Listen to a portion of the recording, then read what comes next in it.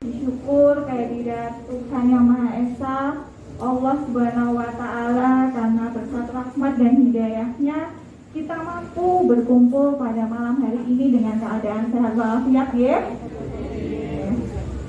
Bapak Ibu, alangkah lebih baiknya nih kalau kita kenalan terlebih dahulu. Katanya kan kalau tak kenal maka tak sayang ya. Kita kenalan terlebih dahulu. Perkenalkan Bapak Ibu, saya namanya Nisa Kana Daroja. Bapak Ibu bisa panggil saya Kana. Dan saya akan perkenalkan teman-teman saya. Yang ada di depan ini ada Mbak Dinda selaku Ketua Pelaksana. Lalu ada Mbak Ida, ada Kak Pit, ada Mas Basit, ada Mbak Indah, ada Mbak Indah juga. Jadi Mbak Indahnya ada dua ya, jangan ketukar. Lalu ada Mbak Anita, ada Mbak Dias, ada Mbak Aulia. Begitu ya Bapak Ibu. Bapak Ibu, pada malam hari ini kita akan membahas terkait dengan kita akan menyampaikan terkait dengan screening yang sudah kita lakukan, penyampaian hasilnya terkait hipertensi ya, atau tekanan darah tinggi yang kemarin sudah kita lakukan. Dan juga hari ini, malam hari ini kita akan mendiskusikan program apa sih kira-kira yang cocok untuk mengatasi, mencegah hipertensi ini. Begitu ya Bu, nanti kurang lebih waktunya 1 jam, 1,5 jam ke depan. Semoga ibu-ibu, bapak-bapak tetap ya malam mingguan di sini ya bersama kami. Begitu. Baik Bapak Ibu, tanpa mengulur waktu, izinkan saya untuk membacakan susunan acara. Untuk yang pertama, salam pembuka. Perkenalan tadi sudah disampaikan. Lalu ada sambutan oleh Pak Agus selaku Ketua PLT. Lalu ada sambutan dari Mbak Dinda selaku Ketua Pelaksana. Lalu ada pemaparan hasil data pengkajian, menyampaikan hasilnya, berdiskusi terkait rencana yang akan kita lakukan, dan berdiskusi terkait jadwal pelaksanaannya. Setelah itu yang terakhir penutup. Tanpa mengulur waktu, untuk mempersingkat waktu, kita langsung saja sambutan kepada Mbak Dinda ya, selaku Ketua Pelaksana. Kepada Mbak Dinda, saya persilakan. Bismillahirrahmanirrahim. Assalamualaikum warahmatullahi wabarakatuh. Masih semangat betul ya?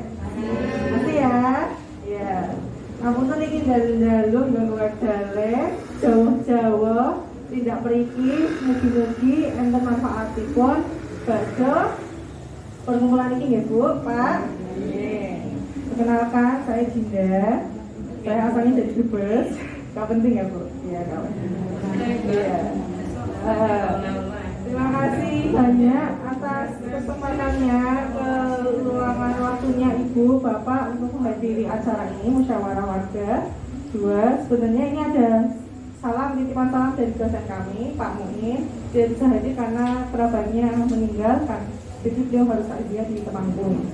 Kemudian ada juga salam dari Mas Restu dari Puskesmas Pandanaran, perwakilannya, karena beliau juga ada acara di luar kota juga. Jadi kami mahasiswa ini tanpa pendampingan ya Bu, tapi udah melalui proses pembimbingan sebelumnya. Jadi terima kasih juga kepada rekan-rekan kelompok, terima kasih kerja kerasnya, semoga hasil kerja kerasnya ini membuahkan hasil, kemudian hasil pengulangan ini dapat ada mufakat antara kami dengan Bapak Ibu sekalian. Terima kasih, mohon maaf kalau ada penyelenggaraan acara ini banyak kekurangannya. Kami akhiri, wassalamualaikum warahmatullahi wabarakatuh.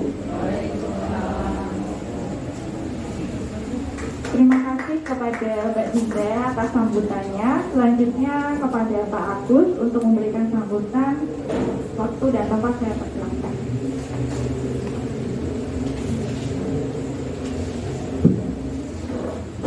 Yang terhormat perwakilan dari Kelurahan Besari yang kami hormati, Bapak Ibu Ketua Wakil Rakyat yang saya hormati, tim akhir kesehatan Harimbat yang saya hormati, dan saya hormati kepada Ibu Ewi Ibrahim Nafiah yang saya hormati, Bapak Ketua RT 1 sampai 9 yang saya hormati, dan tim mahasiswa unjuk dari PTNI yang saya hormati. Assalamualaikum warahmatullahi wabarakatuh. Nama kita panjatkan puji syukur kehadirat Allah Subhana, Tuhan yang Maha Esa yang telah memberikan kita rahmat dan hidayah dan kesehatan serta beserta keluarga dan bisa bertemu di malam ini yang sama pertemuan dengan mahasiswa. Saya selalu kembali mengucapkan banyak terima kasih dari mas-mas dan mbak-mbak dari Saudi yang telah minggu kemarin bekerja dengan Ibu RT 1-9 dalam pendampingan untuk warga saya yang punya sakit apa depresi yang tinggi. Dengan datanya dari Mas Taufik, kami sangat bersyukur warga saya bisa tahu permasalahan apa di dalam tubuh yang sebetulnya dalam untuk kesehatannya. Saya sangat berucap terima kasih dan tidak panjang lebar, hanya itu yang bisa kami sampaikan. Kurang lebihnya mohon maaf. Assalamualaikum warahmatullahi wabarakatuh. Waalaikumsalam. Terima kasih kepada Pak Agus yang sudah menyampaikan sambutannya yang luar biasa. Bapak Ibu, alangkah lebih baiknya sebelum kita mulai acara, kita baca basmalah bersama-sama terlebih dahulu. Bismillahirrahmanirrahim. Harapannya semoga acara pada malam hari ini meskipun ditemani oleh hujan bisa berjalan lancar, ya. Bapak Ibu, selanjutnya untuk acara kedua kita langsung dengarkan penyampaian hasil dari pengkajian kami minggu lalu kepada Mas Basit. Saya persilahkan.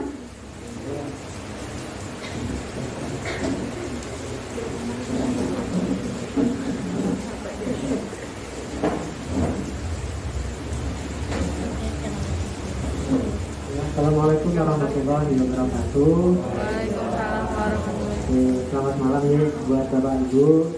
Mohon maaf ini ganggu waktunya, kita memilih untuk diskusinya itu malam hari gitu, karena memang waktunya luasnya itu jadikannya keterangan gitu. Nah, perkenalkan sebelumnya saya Abdul Ghafir, perwakilan dari kelompok 1 yang saat ini sedang praktik di Puskesmas Pandanaran. Jadi kami sudah melakukan beberapa pengkajian terkait dengan salah satu desa kelolaan dari Puskesmas Pandanaran, yaitu di RW 4 Kelurahan Tandisari. Jadi ini nanti kami dalam melakukan pengkajian ini sudah melewati beberapa proses gitu Pak. Jadi beberapa proses yang diantaranya ada pengurusan izin, kami meminta izin dari Puskesmas Pandanaran, kemudian meminta izin dari kelurahan, kalau itu RW, kemudian juga langsung masuk oleh pihak RT dan juga seluruh warga dari kelurahan Tandisari. Nah, kemudian kami sudah melakukan screening itu pengkajian. Jadi kita sudah memberikan beberapa pertanyaan terkait dengan kondisi kesehatan atau kondisi hipertensi yang dialami oleh warga Kelurahan Tandisari. Nah, kemudian dari hasil yang sudah dikaji itu kita melakukan analisa atau kita membahas dan juga mengelompokkan terkait data-data yang sudah didapatkan. Nah, dari data itu nanti kita akan yang nantinya akan saya sampaikan dan kita lanjut untuk diskusi. Maka Ibu Bapak, kalau begitu saya izin menyampaikan untuk penyajian datanya atau hasil data pengkajian yang sudah dilakukan kelompok 1 pada warga kelurahan RW 4 Kelurahan Tandisari sekitar tanggal 3 Maret kemarin gitu dulu. Nah, jadi data yang didapat yang pertama kita mengkaji kepada 30 warga 30 warga di Kelurahan Randisari. Ini ada didapatkan usia yang paling banyak itu manula atau di atas 65 tahun dengan persentase 43%. Kemudian ada jenis kelamin yang paling banyak kita mengkaji pada perempuan, yaitu dengan persentase 87%. Kemudian untuk pendidikan ini yang paling banyak tamat SD. Mohon maaf Bu, itu mungkin ada salah di diagramnya. Jadi itu tamat SD yang paling banyak. Tamat SD, kemudian agama itu yang paling banyak, agama Islam itu. Kemudian lanjut untuk pekerjaan yang paling banyak itu guru atau tidak bekerja, atau karena banyak dari warga itu yang ibu rumah tangga macam gitu, jadi di rumah saja gitu kerjanya. Nah kemudian untuk status pernikahan rata-rata memang sudah menikah semua. Lalu riwayat hipertensi ini semuanya dari 30 warga itu semuanya memiliki riwayat hipertensi Bu Bapak. Jadi memang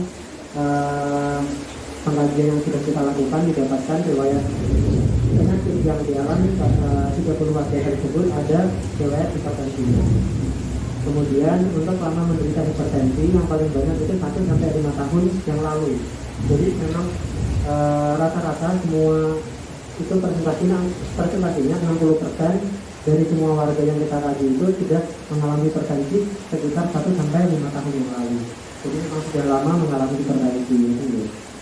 Kemudian ini ada tipe keluarga. Tipe keluarga itu ada keluarga inti, atau keluarga inti itu ada keluarga ada bapak, ibu sama anak yang tinggal di satu rumah. Nah itu yang paling banyak dengan persentase 50%. Kemudian ada keluarga besar, itu ada mbah, nenek, kakek, nenek sama bapak, ibu dan cucu-cucu gitu. Itu keluarga besar. Kalau multiple itu hanya 3%, mungkin hanya satu dari total warga yang kita kaji. Itu berarti ada beberapa keturunan yang tinggal di satu rumah yang sama. Nah kemudian jaminan kesehatan itu ada semuanya memiliki jaminan kesehatan. Yang paling banyak itu BPJS gitu, Bapak. Jadi semuanya punya jaminan kesehatannya ya. Berarti tidak semoga bisa baik lagi gitu untuk terkait jaminan kesehatannya. Kemudian untuk hipertensi mempengaruhi aktivitas sehari-hari. Nah ini yang dimaksud dengan mempengaruhi aktivitas sehari-hari ini mungkin ibu-ibu bisa merasakan tidak bisa berangkat bekerja, atau tidak bisa bersih-bersih rumah, atau tidak bisa mengurus anak, tidak bisa mengantar anak ke sekolah. Nah itu apakah hipertensi mempengaruhi semua itu? Nah ini jawabannya yang paling banyak itu iya. Jadi hipertensi itu berpengaruh sama aktivitas sehari-hari dengan persentase 70%. Nah untuk klasifikasi hipertensinya itu yang paling banyak hipertensi lebih dari 140 tekanan darah. Nah itu kan biasa normalnya, kalau normal itu tekanan darah kan 120. Nah ini yang warganya itu yang banyak tekanan darahnya itu di atas 140, tapi belum sampai 160. Kemudian kualitas hidup. Nah kualitas hidup ini ada kesehatan fisiknya, kesehatan pikirannya gitu. Jadi apakah ibu-ibu ini mengalami stres atau enggak, terus ada hubungan sosial dengan tetangga, terus ada hubungan dengan lingkungan, sama hubungan spiritual, atau spiritual itu keagamaannya. Nah itu dalam renang yang baik kalau hasil pengkajian yang sudah dilakukan dengan persentase 93%. Lalu ketidaknyamanan. Nah ini berpengaruh apakah hipertensi ini mengalami sering pusing atau pangkuknya, atau ini itu namanya pangkuk ya. Pangkuknya itu di bawah leher dia. Di bawah leher itu merasa sakit atau tubuhnya itu terasa lemas gitu. Nah itu yang paling banyak itu mengalami ketidaknyamanan yang ringan. Jadi merasa tidak nyaman tapi ringan. Jadi pusing mungkin hanya sedikit pusing. Nah kemudian psikologis atau kecemasan. Nah cemas ini bisa dipengaruhi beberapa hal, mungkin karena sekarang kayak situasi pandemi atau apa itu yang paling banyak kecemasannya ringan ya, ringan. Jadi beberapa memang mengalami kecemasan tapi tidak terlalu besar gitu. Kemudian faktor psikologi atau depresi ini kayak apa nih, mumet nih kayak mumet kelihatannya gitu.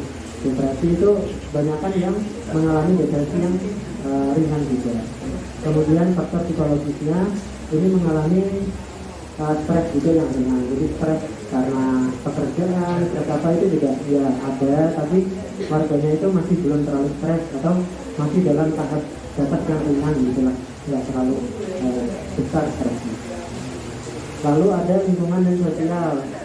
Nah, lingkungan sosial ini juga hubungannya sama tetangga itu kebanyakan warga itu baik gitu ya. Hampir 100% itu baik sama hubungannya sama tetangga, sama lingkungan gitu. Jadi kalau ada acara tetangga itu pasti baik gitu. Nah, perilaku dan gaya hidup ini berkaitan dengan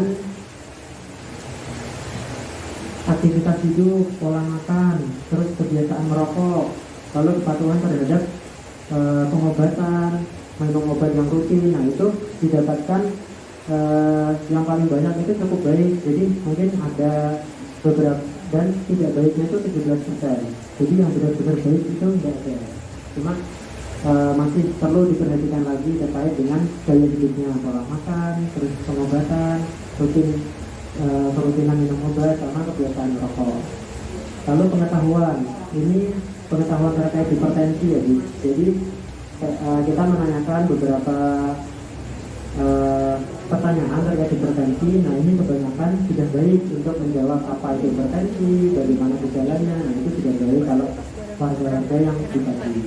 Nah, untuk sikapnya sendiri, kalau sikap itu ini kayak teratur minum obat, kemudian rutin memeriksakan diri, lalu ada melakukan konsultasi ke dokter. Nah, itu didapatkan hasil sudah baik, tapi masih banyak juga yang kurang baik. Ada 13% yang kurang baik, dan juga ada yang ya tengah-tengah cukup gitu lah. Nah, itu sebanyak 27%.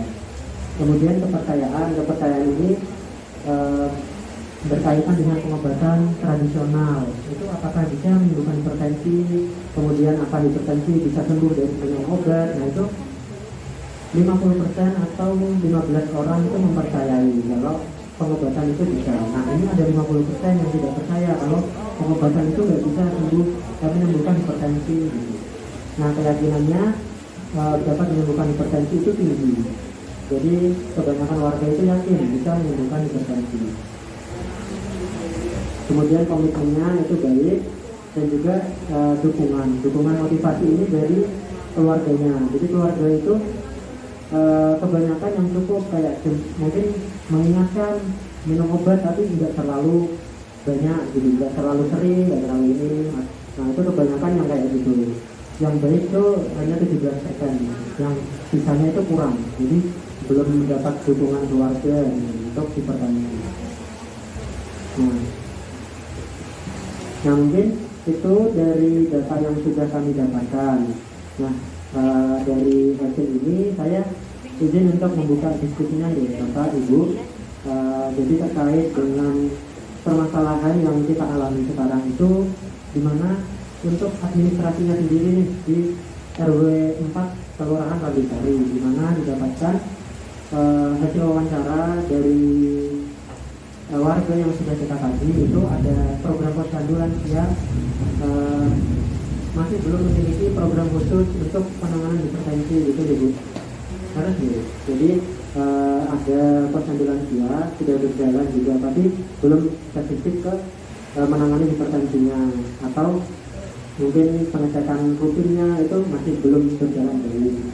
Kemudian yang kedua ada kadang mengalami kendala saat pengecekan menggunakan tensi alat digital. Nah, jadi sehingga warga yang mengalami hipertensi itu tidak dapat terkaji dengan baik, sehingga penanganannya itu masih bisa terhambat misalnya.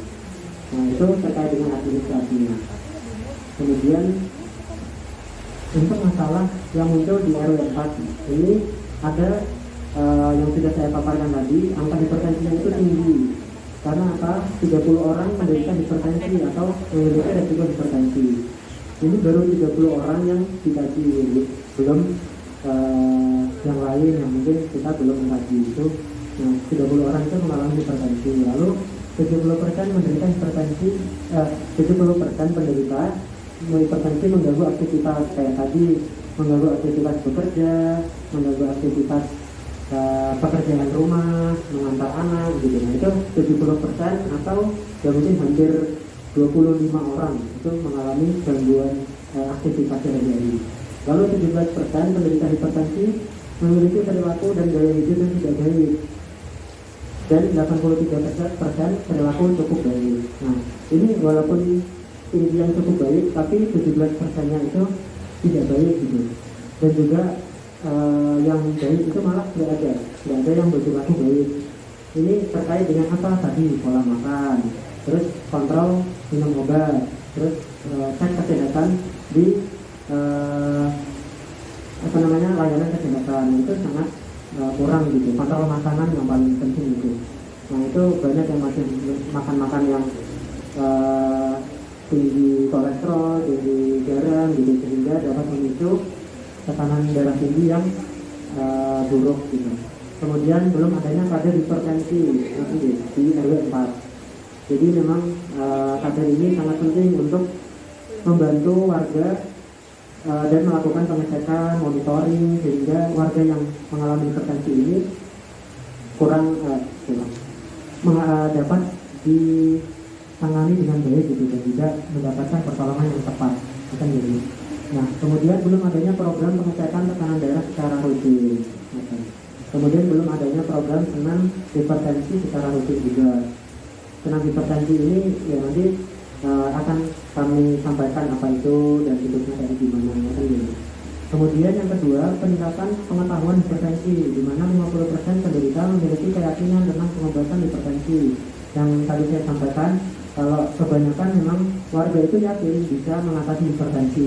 Saya yakin saja tadi dalam perilakunya, dalam tindakannya itu masih belum menggambarkan, gitu. Belum mengarah untuk mengatasi hipertensi. Kayak tadi pola hidup, terus kepatuhan minum obat, nah itu masih belum baik gitu. 100% memiliki tingkat pemahaman yang sedang tentang hipertensi. Jadi pemahaman terkait dengan apa itu hipertensi, gejalanya apa, nah itu sedang aja, nggak baik, nggak kurang sama.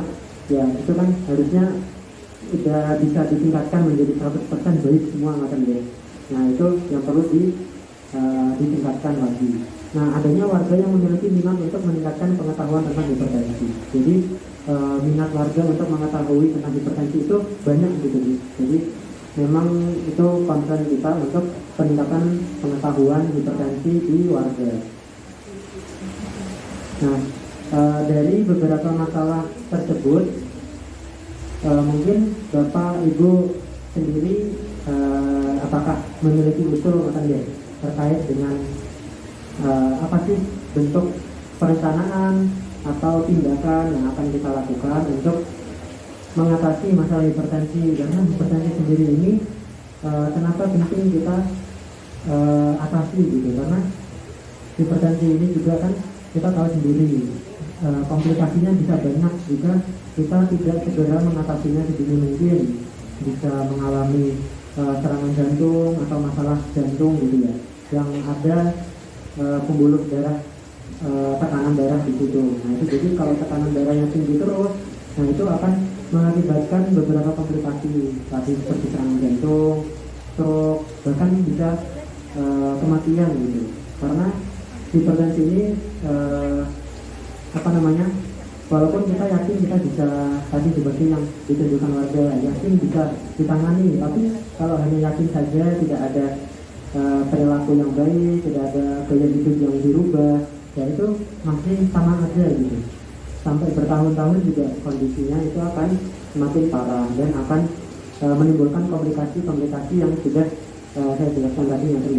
Nah, jadi harapannya nanti ketika kita di sini berdiskusi untuk menentukan beberapa tindakan yang tepat yang akan kita lakukan pada keluarga itu bisa mengantisipasi dan juga mengontrol tekanan darah dari orang warga yang sehat agar tidak mengalami hipertensi, dan juga dapat meminimalkan resiko untuk terjadinya komplikasi bagi penderita warga yang sudah menderita. Jadi kalau bisa memang harapannya tindakan yang kita lakukan nanti bisa benar-benar diterapkan oleh warga. Macam di Bapak Ibu, monggo mungkin ada yang mau menyampaikan pendapatnya. Kira-kira dari masalah yang sudah dilakukan tadi, ada administrasi yang kurang pengecekan secara rutin, lalu kurangnya kader masih kesulitan menggunakan tensi yang digital, kemudian ada warga yang kebiasaannya kurang baik gitu terkait dengan pola hidup, gaya makan. Nah, itu kita mau mengatasi yang mana dulu nih? Maksudnya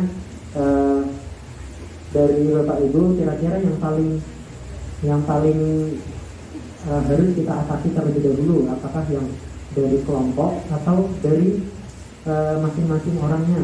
Kayak tadi kan kalau dari masing-masing orangnya kayak gaya hidup, kayak pola makan, kayak gitu ya. Kalau kelompok kan misal kayak tadi ada layanan posyandu, lansia, atau kadernya diperbaiki macam ini. Mungkin ada yang mau berpendapat itu macam ini. Silakan Ibu.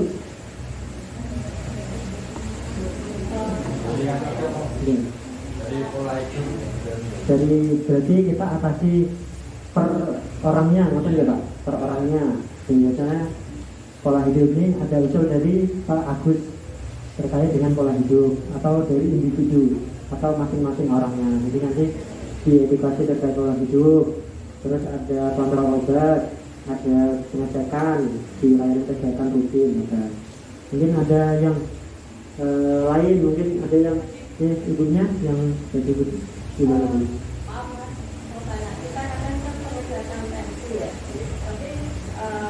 Itu kan kalau misalnya kan ada ibu yang bisa pakai digital sama manual, itu perkiraan antara prinsip bisa manual itu biasanya berapa ya? Sebenarnya hampir sama gitu, ya mungkin tinggal gitu.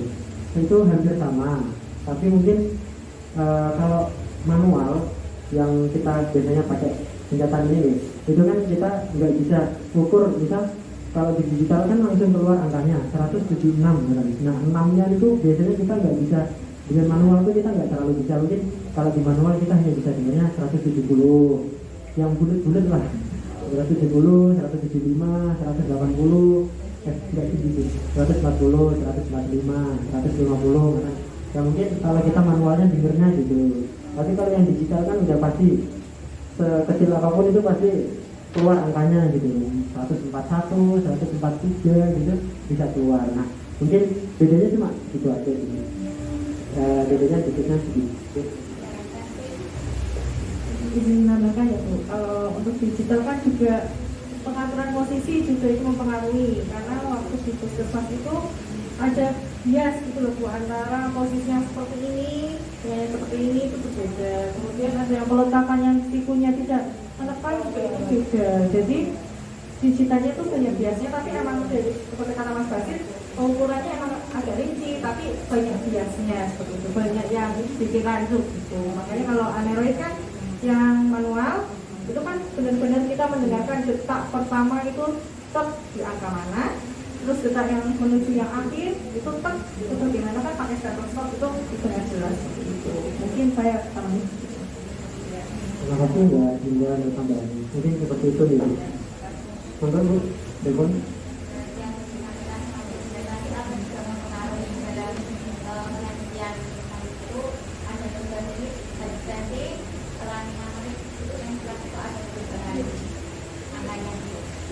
Oh, ya sebenarnya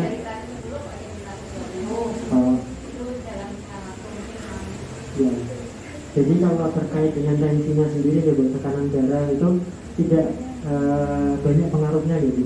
Jadi misal mungkin ketika kita pertama kali tensi ini, bapaknya atau ibunya didatengin mahasiswa jadi grogi gitu, jadi bisa tinggi ininya. Jadi ketika kita udah ada ngobrol lama-lama terus dicek lagi, oh kok turun gitu, berarti kan udah nggak cemas. Itu bisa jadi. Tapi memang yang apa ya, kebiasaan atau yang sebelumnya atau memang mempunyai riwayat tensinya itu selalu segitu terus gitu, nah itu biasanya yang kita jadikan patokan gitu. Jadi memang banyak sekali pengaruh buat tekanan darah ini naik turunnya gitu. Tapi kalau memang yang punya tekanan darah tinggi ya pasti, kalau enggak ya turun-turunnya itu paling 130, 125 itu turun-turunnya gitu. Mungkin perubahan itu pasti ada gitu. Cuma kalau yang riwayat hipertensi memang pasti di atas 130-an gitu. Berarti kalau dikatakan hipertensi itu yang lebih tinggi atasnya apa yang bawah? Misalnya 150 Iya. 100, Iya. berarti yang tinggi kan yang bawah. Atas juga pengaruh. Jadi memang kan ya. Kalau atasnya 150, bawahnya Iya. 80, berarti Tetap tinggi ya. Jadi memang pengaruhnya kan ya. Jadi ada beberapa apa ya, stase atau klasifikasi atau pengelompokan dari hipertensi ini. Nah, kalau normal kan biasanya 120/80. Kalau prehipertensi itu masih 120 sampai 129/80 sampai 89. Nah, itu masih dikatakan prehipertensi. 120 sampai 129. Intinya lebih dari 120 sampai 129 itu prehipertensi. Pernya per 80 sampai 89. Nah, dikatakan hipertensi kalau lebih dari 140/90. Jadi bawahnya kalau sudah menyentuh angka 140/90 bawahnya itu sudah dinyatakan hipertensi. Terus hipertensi fase stage 1 atau hipertensi level 1. Level 1 itu 140 sampai 159/90 sampai 99 bawahnya. Jadi atasnya itu 140 sampai 159, per yang bawahnya itu 90 sampai 99. Itu fase level 1, hipertensi level 1. Jadi itu sudah mulai hipertensi yang patut dicurigai, patut diwaspadai gitu. Perlu adanya pemantauan. Nah, kemudian yang level 2 itu 160 sampai 179 per 100 sampai 109. Jadi ketika atasnya itu sudah sampai 160 ke atas, berarti itu sudah level 2. Kalau yang pernya 100 ke atas itu juga level 2. Jadi sudah dilakukan pemantauan, sudah harus diwaspadai, dan juga kalau bisa pola hidup, gaya hidup itu sudah mulai dirubah semua kalau sudah level 2 itu. Nah, itu beberapa tingkat hipertensi itu pasti bisa naik ya Bu.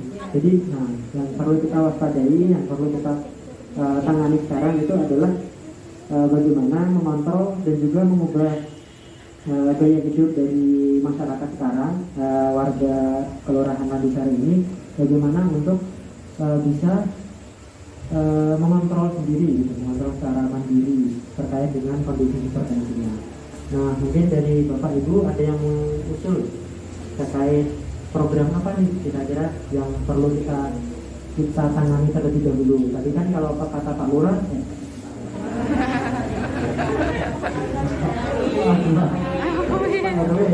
kata Pak RW, iya, amin ya Pak. Pak RW tadi terkait dengan pola hidupnya, jadi kita atasi dulu per individunya. Jadi kita nanti edukasi masing-masing individu atau warganya masing-masing gitu ya. Nah, itu terkait dengan pola hidup. Nah, mungkin ada yang mau usul lagi atau yang lain, mungkin kelompoknya lansia gitu ya, dulu.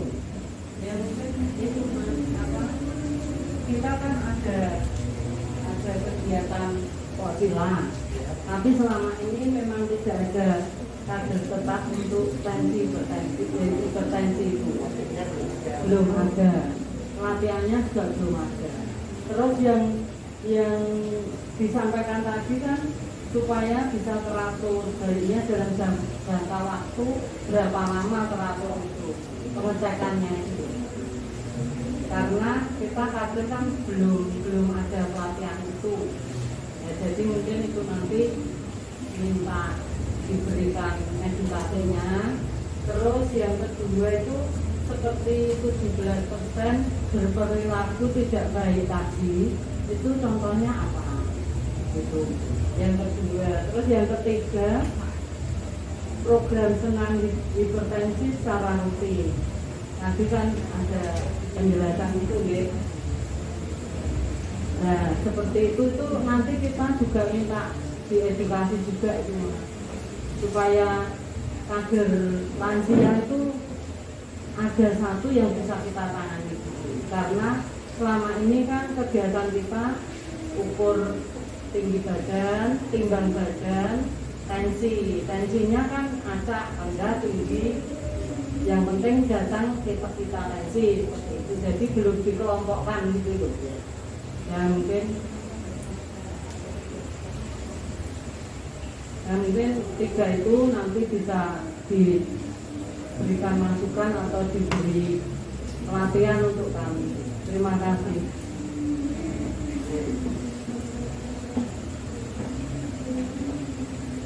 Ya, permohonannya dua usulannya nih Bu.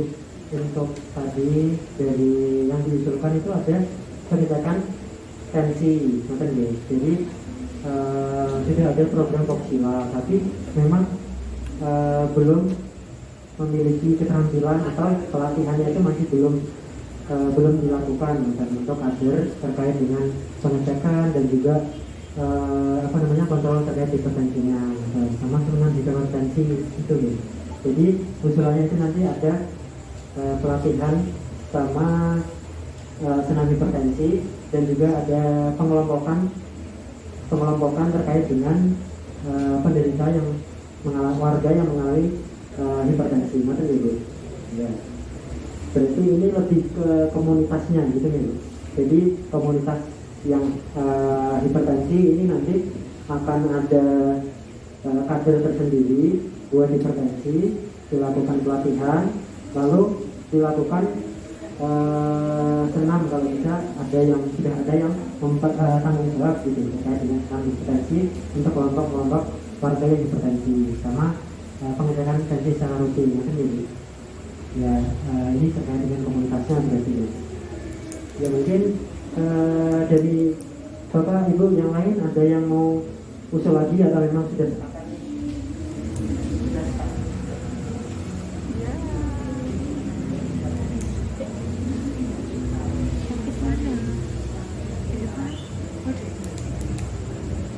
Baik, Ibu tadi dari Bu Amin ada salah satu pertanyaan yang belum terjawab ya terkait tentang data perilaku 17% yang telah diajukan.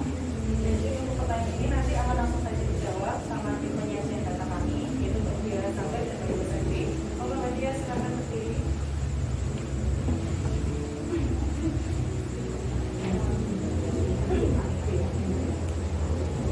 Mohon maaf ya Bapak Ibu, biasanya langsung saja saya jawab. Kemudian 17% berperilaku tidak baik. Di sini dari 30 sampel kita kemarin itu ternyata memang minum obatnya tuh masih tidak rutin. Jadi kalau Lisa dapat obat kadang diminum kadang enggak. Atau misal minum itu tidak sesuai anjurannya. Kayak gitu. Terus misal dari makanannya Ibu, makanannya kan udah tahu hipertensi gitu. Tapi masih ada yang minum kopi, masih ada yang makanan berlemak santan. Jadi dari dietnya itu juga masih kurang seperti itu. Lalu yang terakhir perilaku merokok. Memang ibu-ibu ini kan tidak ada yang merokok, tapi ternyata suaminya suaminya masih banyak yang merokok. Jadi secara tidak langsung kan menghirup udaranya jadi masih terpengaruh ke situ. Jadi rata-rata seperti itu ibu perilaku yang tidak baiknya. Nah ini kan tadi ditawarkan dari Pak RBG untuk pola hidupnya. Nanti insya Allah bisa mencakup semuanya dengan pemberian edukasi.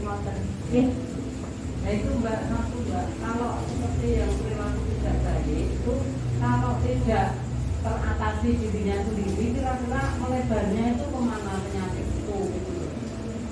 Lebih berbahayanya kemana jantung apa kemana gitu. Oke, baik. Kalau untuk hipertensi sendiri ini kan tekanan darah itu kan organ utamanya adalah jantung.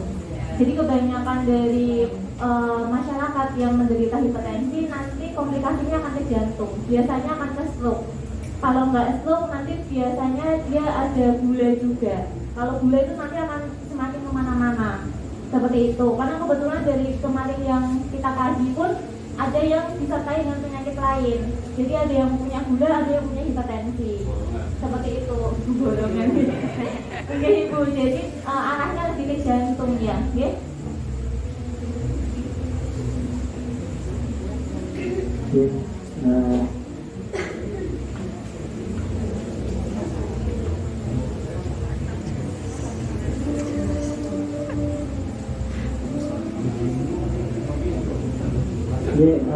Terima kasih buat penjelasannya dari Mbak Grace. Mungkin ibu-ibu sama bapak-bapak sambil makan nggak apa-apa sih, kita diskusinya santai mawon sambil kalau ada yang mau masukan langsung disampaikan aja.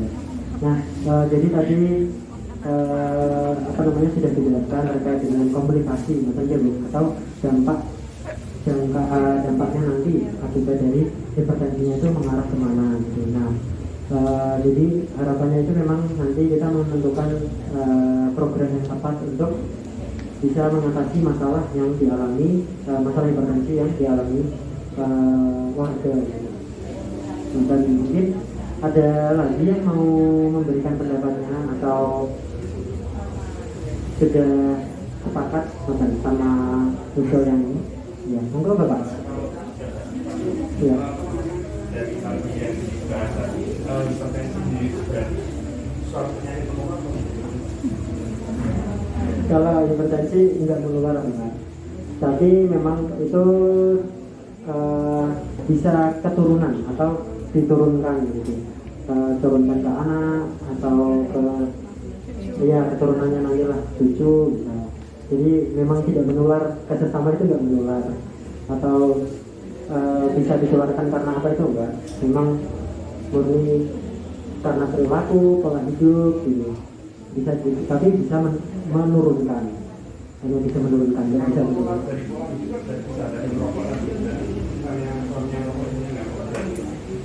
Tapi ya itu menularnya itu bukan menularkan hipertensinya. Misal yang ngerokok itu nggak punya hipertensi, tapi bisa jadi orang yang terhirup udara rokok itu bisa mengalami hipertensi, walaupun memang yang terhirup itu nggak mengalami hipertensi. Nah, jadi bukan menularkan hipertensinya atau ketularan hipertensi, tapi memang dari masing-masing kan punya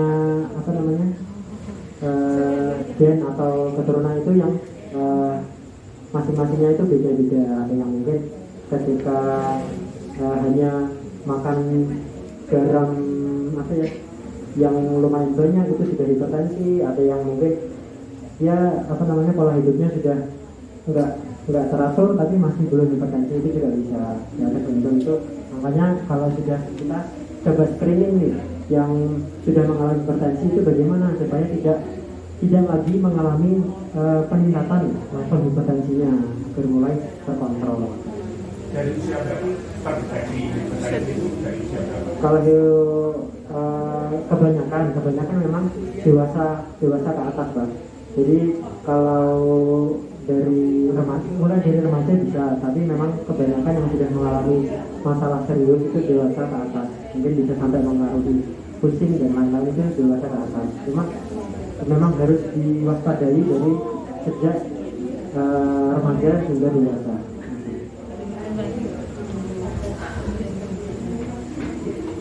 Baik Bapak Ibu, tadi kan udah diskusi nih, ada pola hidup, pengecekan tensi, voksila, dan senam hipertensi. Nah, untuk pola hidup ini kan pasti kita butuh namanya pengetahuan ya Ibu Bapak. Nah, bagaimana kalau misalnya dari kami menawarkan untuk memberikan buku terkait hipertensi, sekiranya bagaimana Bapak Ibu nanti di dalamnya itu ada terkait konsep hipertensi, ada tentang pengecekan tensinya juga, bagaimana cara mengeceknya, lalu pemantauan obat, manajemen stres, lalu langkah-langkah senam hipertensi. Jadi nanti Bapak Ibu punya pedoman di rumah. Jadi meskipun nanti kita kan acaranya hanya kurang lebih 1 bulan. Jadi kita 1 bulan itu dimaksimalkan dan kita meninggalkan sesuatu untuk Bapak Ibu. Karena kadang-kadang kalau misalnya kita udah begini, Bapak Ibu suka lupa apa yang sudah kita ajarkan, benar ya? Gitu. Jadi kita menawarkan bagaimana kalau misalnya kita buatkan buku terkait istilahnya pedoman untuk Bapak Ibu gitu terkait hipertensi. Kira-kira bagaimana Bapak Ibu? Setuju ya? Nah, untuk isinya Bapak Ibu lebih suka yang banyak tulisan atau bergambar? Apa kombinasi gitu? Kombinasi guys. Betul, baik.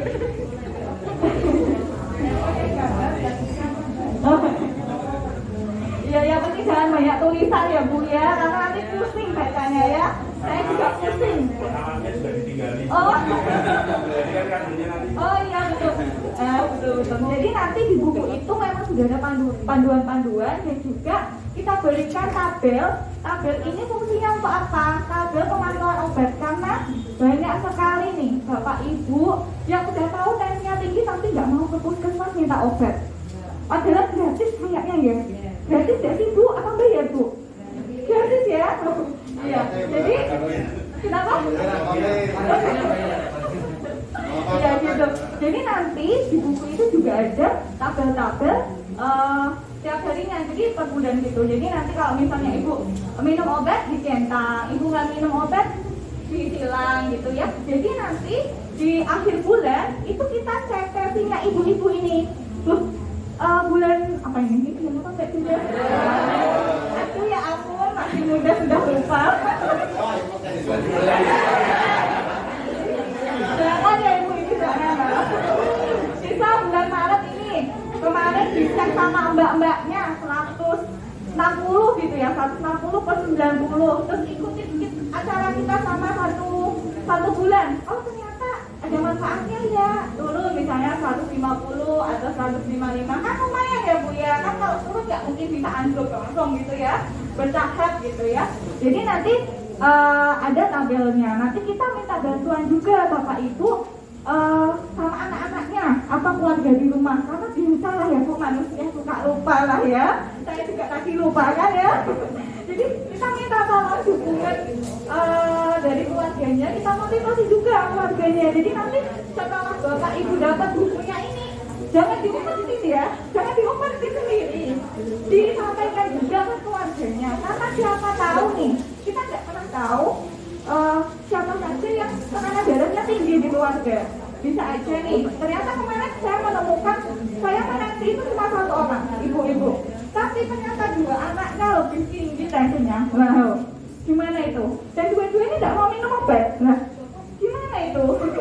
Tapi kalau misalnya tambah komplikasi lain kan juga kasihan gitu ya. Jadi nanti untuk terkait dengan pankesnya atau edukasinya kita coba buatkan buku terkait panduan hipertensi ya Bapak Ibu. Setuju ya? Sip. Satu keluarga 1 cukup ya? Cukup. Dipelajari loh ya. Jangan buat tumpukan. Jangan bungkus gorengan ya Bapak ya Allah. Bisa bagus-bagus itu bikinnya dengan penuh kasih sayang. Selanjutnya terkait dengan kader lah ini. Tadi saya sempat tanya-tanya sama Mbak Sita. Mbak Santi. Lupa lagi Bapak. Malu saya ngomong di depan kayak gini. Kepada Mbak Santi ya, ternyata belum ada nih kader-kader ya memang menangani tentang hipertensi. Nah, kalau malam ini kita tunjuk kadernya bagaimana? Atau memang tidak ada usulan dari Bapak Ibu, oh kira-kira ini nih kadernya, atau ibu ini kadernya gitu. Jadi kita sekalian aja kita tentukan biar enak ke depannya gitu. Karena kan tadi belum ada ya kadernya gitu. Mungkin dari Bapak Ibu ada yang mau mengusulkan atau mau boleh Pak? mungkin kaitannya dengan kader tadi. Saya kira mungkin dari Ibu bisa menyiapkan berapa orang, kemudian nanti dilatih oleh tim sehingga dengan adanya kader, kemudian adanya tim yang tidak kalah pentingnya tadi alat digali supaya nanti untuk berkesinambungan bisa mengadakan kegiatan-kegiatan dari pengukuran misalnya potensi, dan itu nanti tidak hanya untuk manula, artinya yang tadi mulai rentan misalnya remaja, kemudian dewasa dan seterusnya nanti untuk bisa berkelanjutan. Baik, terima kasih kepada Pak Camat. Ini belum kenalan, ya ampun, nggak kenal nanti nggak sayang loh Pak. Terima kasih Pak Ustadz untuk masukannya. Jadi saya kembalikan kepada ibu-ibu ini sajalah ya. Bagaimana ibu-ibu? Nih, saya ampiri deh, biar semangat. Yuk, ini. Ya, mungkin dari kader selama ini kan kok sila kita adalah semua yang hadir kader. Tapi untuk kader berpotensi kita minta tolong kesediaan Bu Santi ya. Nanti mencari teman karena yang di sini sudah usia 50 ke atas, biar yang muda-muda. Jadi untuk kader berpotensi ketuanya Mbak Santi saja, nanti biar mencari teman ya Mbak Santi, matur nuwun. Baik, berarti ini Mbak Santi ya. Mbak Santi sekiranya bersedia mboten terima ya, dapat ilmu juga buat merawat keluarga, lumayan ya. Nah, masih muda, tapi saya loh Mbak. Ternyata gak punya anak juga toh. Baik, berarti untuk kadernya sudah ditentukan ya kepada Mbak Santi, semoga bisa menjadi kader yang luar biasa ya. Amin. Untuk kader ini nanti kita akan programnya pelatihan tentunya. Jadi nanti untuk pelatihannya akan dilatih oleh kami bersama ya Mbak, bersama saling belajar aja. Selanjutnya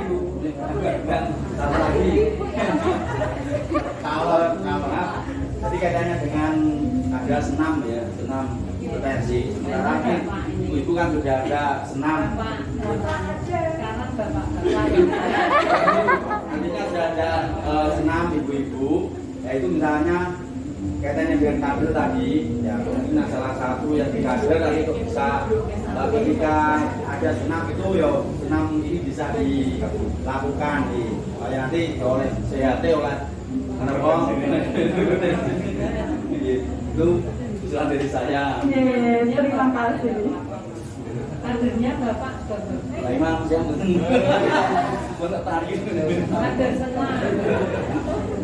Ya baik, terima kasih kepada Pak Ustadz ya, Pak Ustadz.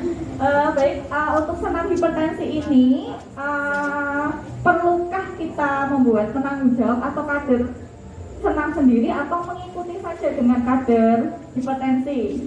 Kalau dari warga mengikuti saja ya. Baik, untuk senam hipertensinya ini langsung saja ya Bu. Ini kira-kira nih mau dilakukan berapa kali? Seminggu sekali kah? Oh medianya? Idealnya. Ya ampun.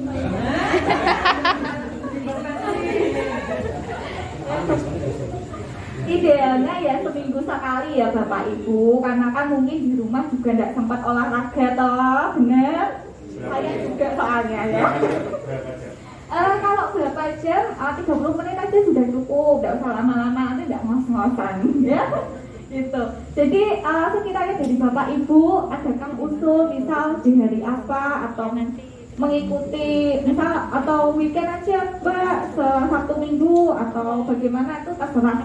Sekiranya warga tuh maunya hari apa gitu. Kalau ibu sudah ada senang ya Bu. Ya. Dia dari apa Bu? Minum pagi.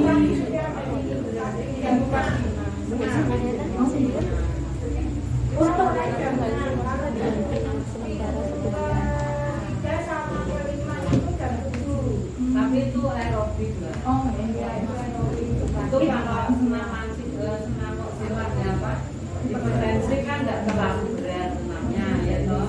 Itu bisa di jam 8-nya. Kalau yang pagi jam 6 sampai jam 8. Nah, setengah 8 nanti jam 8 istirahat toh. Diisi senam, jadi waktunya nggak ganti hari enggak. Nggak repot. Harinya dalam satu waktu tapi 2 pekerjaan terlampaui. Kan senamnya kan dalam tambah ada berat toh. Iya. Berat.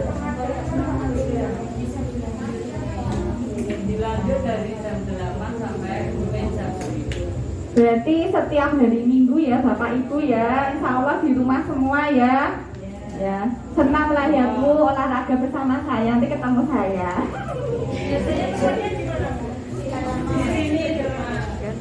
Kalau misalkan tersot jam 8 ya mau kemauan, tapi kan perkiraannya kan karena ini respondennya kebanyakan hipertensi yang lansia, mobil kepanasan tuh, Ya, kan sana berjemur. kalian berjemur apa nggak berarti?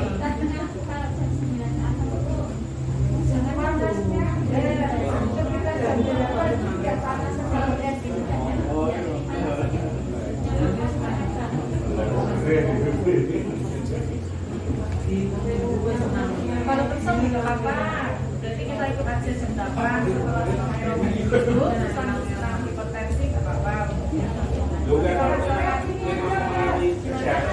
Saya lihat di wilayah NDHB lain kemarin kan ada senam, terus dilanjut tes itu toh dan tensi toh mbak. Yang kemarin aku lihat yang dari Jendela langsung kan seperti itu. Gak apa-apa minggu pagi setelah kita senam terus jam 8 senam lansia baru tes tensi. Saya tahunya yang dari Jendela lain seperti itu. Kayaknya ada 5 ya, ada 5 kan senam dulu terus ada tensi ya. Sepertinya seperti itu Bu. Ada nggak dari sini sama unit lainnya? Ya, Ada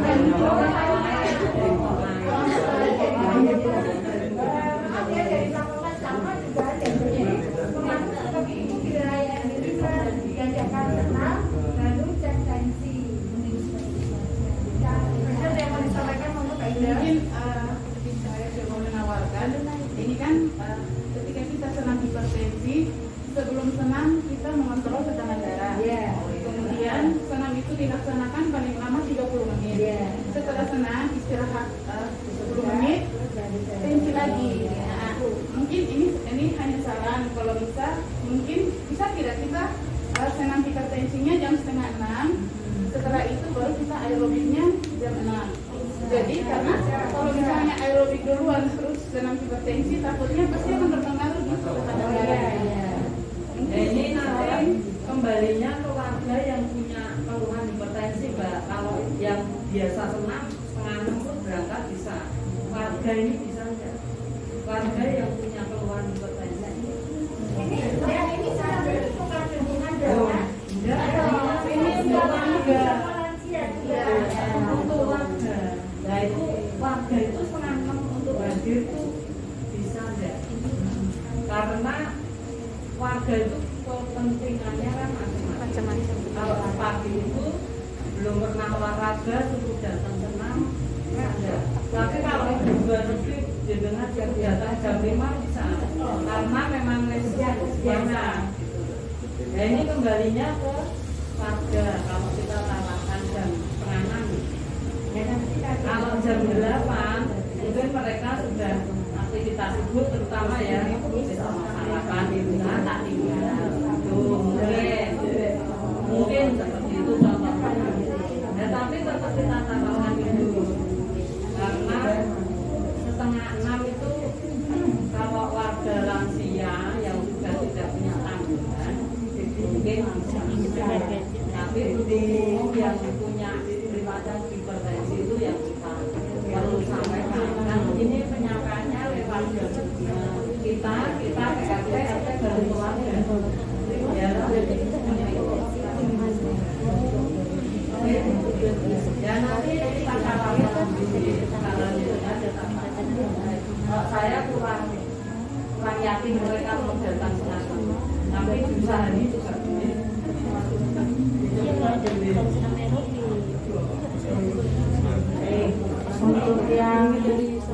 masalah di waktu sama untuk memulai ini ya Bu, kebiasaan dulu untuk mengajak-ajaknya kalau bolehnya iya betul.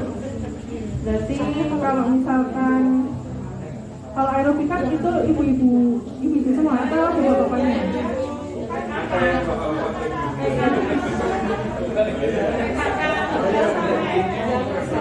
Oh gitu, pokoknya yang kesel senam monggo. Tapi kalau yang senam aerobik itu berarti ada yang ini nggak Bu? Yang udah penderita hipertensi? Ada yang kemarin hipertensi juga ada? Ada, tahu.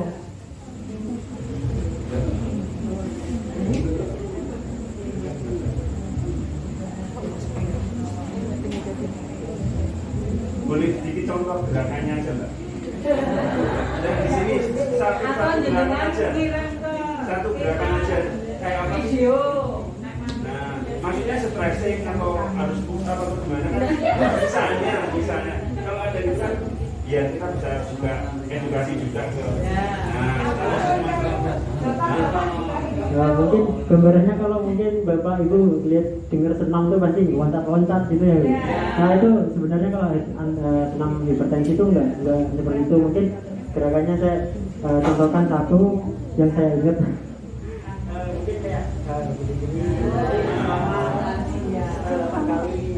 kan tidak harus datang ke sini juga tidak apa-apa di rumah.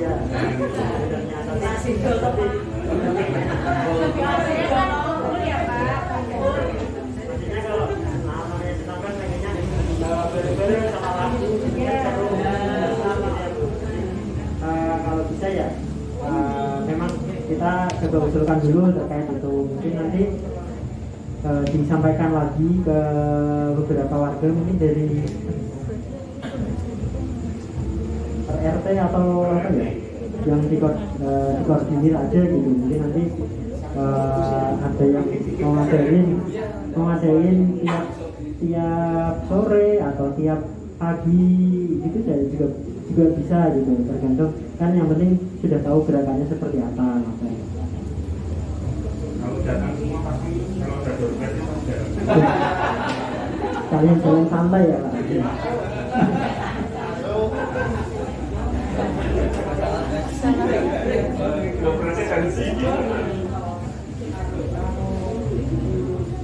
Berarti kita sepakati saja untuk sementara untuk senam hipertensi itu setelah senam aerobik ya, sepakatnya seminggu sekali. Nanti untuk pastinya sama itunya nanti koordinasinya melalui per RT-nya, karena kan sasaran utamanya justru yang kemarin hipertensi ya, bisa dievaluasi setelah dilakukan senam seminggu sekali itu ada perubahan atau tidak, seperti itu ya. Dan kita sepakati saja dalam ada rencana kunjungan lagi bisa langsung info ke yang bersangkutan, itu juga bisa. Atau nanti kita tiap tanggal 14 itu ada Poksila, besok pertemuan terakhir karena bulan depannya ada puasa lebaran dan libur. Nah itu apa jenengan masuk ke Poksila kita tanggal 14 Maret memberi edukasi tentang senam hipertensi. berarti hari Senin besok ya? Ini tadi juga kita sudah mengajarkan, makan lebih teraturnya dengan yang tahu teori dan prakteknya tertata. Ya ngoten nggak betul apa untuk pengenalan awal juga ya, untuk bina hubungan saling percaya juga. Monggo. Jadi untuk kegiatan pertama untuk edukasi pankes konsep hipertensi dan senam hipertensi untuk awal nanti kita laksanakan sepakati untuk pertemuan pertama di Poksila. Kegiatan Poksila hari Senin tanggal 14 Maret 2022 pukul 9. Oke, berarti kita sepakati dulu untuk sementara, nanti keberlanjutannya kapan nanti bisa kita rundingkan lagi. Tapi ini sepakat ya, senam hipertensi seminggu sekali ya. Oke, sepakat. Kemudian Bapak-bapak sudah dipengingi Bu RW. Monggo, nanti mohon kerjasamanya ini, makanya kita mengundang dari perwakilan RW dan harusnya ada dari kelurahan, tapi karena kendala hujan jadi beliau tidak bisa hadir. Itu karena apa? Biar apa ya? Karena kan yang punya wewenang untuk mengajak itu kan beliau-beliau kayak gitu. gitu. Jadi kami juga minta kerjasamanya untuk mengajak warga-warga yang bersangkutan. Ngerti ya Pak? Siap kerjasama ya? Siap bantu ya? Oke, siap.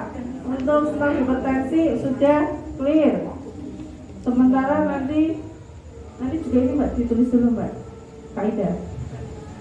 Untuk sasarannya yang kemarin dikasih yang responden sama kader.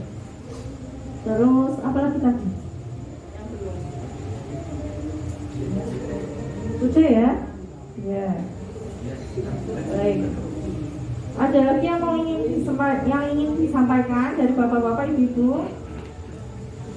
Masukan? Cukup? Pak RW? Sudah cukup? Baik, berarti untuk yang pertama saya ulangi lagi ya. Untuk kegiatan nanti ke depannya untuk 1 bulan, kurang lebih 1 bulan, itu nanti akan ada penyuluhan pendidikan kesehatan dan pengenalan buku hipertensi yang isinya tentang manajemen pengawasan pemberian obat, konsep hipertensi, manajemen diet, manajemen stres, dan gambaran tentang sindrom hipertensi, dan satunya ada relaksasi obat progresif. Jadi itu juga ada nanti dikenalkan lebih lanjut ya Pak untuk pengelolaan stresnya juga sama kegiatan aktivitas fisiknya. Kemudian yang kedua ada Poksila dan refreshing kader yang isinya itu tujuannya untuk melatih kader juga. Kemudian ya berbincang-bincang juga untuk kegiatannya ke depannya seperti apa. Itu nanti untuk pemilihan kader tetapnya nanti akan ditanggung jawabkan sama Mbak Sati ya Mbak. Mohon kerjasamanya Mbak Sati.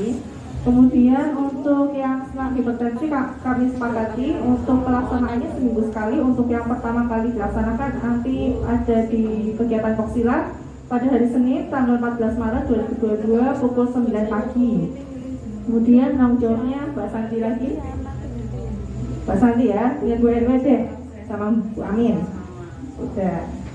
Baik, dari untuk saya ingin minta, karena ini kan akan dilakukan kepada kelompok hipertensi. Kebetulan kami hadirkan beberapa perwakilan yang kemarin juga diteksi. Ada Bu Hermina. Bu Hermina, setelah mendengar semua ini, bagaimana Bu? Karena Ibu kan salah satu yang akan menjalani ya Bu kegiatan-kegiatan ini. Bagaimana Bu tanggapannya, masukannya?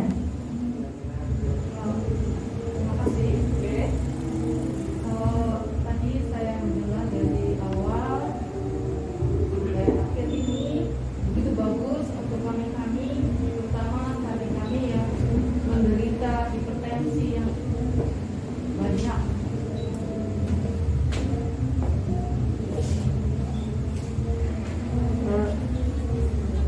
Jadi terima kasih sekali bahwa malam hari ini kami boleh mengetahui apapun yang ada yang berhubungan dengan hipertensi, sebab kami mengalami itu cukup banyak juga di RW kami, dan akhirnya kami mendapatkan pengetahuan itu, mendapatkan jalan keluarnya seperti pola hidup. Kemudian akhirnya kita sepakat untuk senam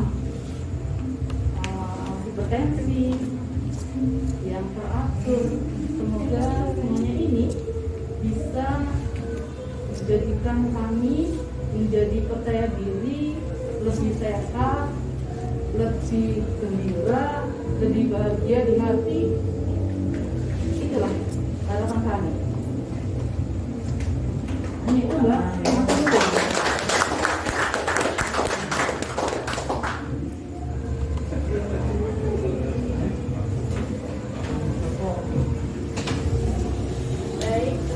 Kepada Ibu Hermina selaku perwakilan dari kelompok hipertensi. Kemudian kalau sudah tidak ada yang ingin disampaikan, marilah kita akhiri pertemuan kali ini. Tapi sebelumnya kami nyuwun foto bersama dulu Ibu dan mendokumentasi. Berarti saya nanti kembalikan kepada MC untuk menutup acara. Mohon Mbak.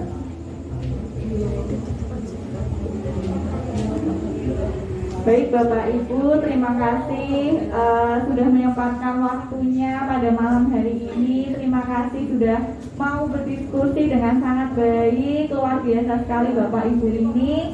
di sini dengan ide-idenya. Semoga dengan diskusi kita pada malam hari ini kedepannya bisa berjalan dengan lancar, kami di sini bisa memberikan kebermanfaatan untuk ibu-ibu dan bapak-bapak di sini. Baik bapak-bapak, ibu-ibu, sebelum ditutup, alangkah lebih baiknya kita membaca hamdalah ya Bu, Pak. Alhamdulillahirabbil alamin. Baik, cukup sekian dari saya. Wassalamualaikum warahmatullahi wabarakatuh.